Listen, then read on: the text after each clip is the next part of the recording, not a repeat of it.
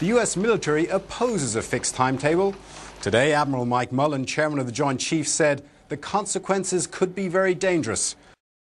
Obama, who today called the situation urgent, wants to send 10,000 more U.S. troops to Afghanistan and pull all American combat forces out of Iraq in 16 months.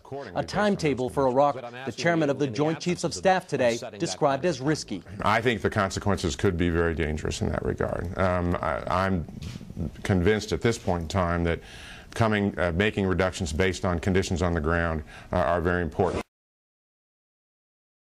Continuing progress on the ground, what do you think are the consequences if we set a timeline for pulling all troops out within 2 years?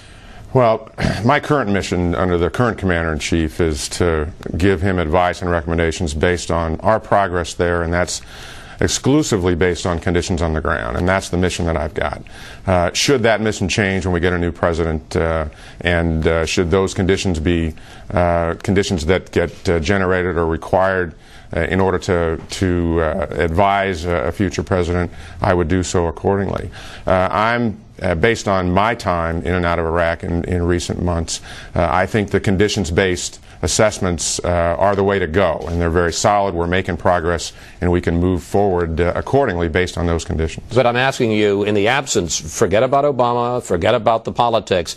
If I were to say to you, let's set a timeline of getting all of our combat troops out within 2 years, what do you think would be the consequences of setting that kind of a timeline? I think the consequences could be very dangerous in that regard.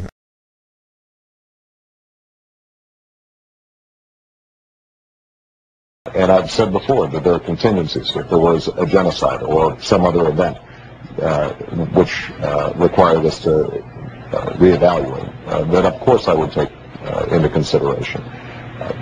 What I won't do is to leave an open-ended strategic policy that says we are going to leave it up to essentially the Iraqis to determine the pace at which they train their folks, the pace at which they negotiate on critical issues like how oil revenues are distributed.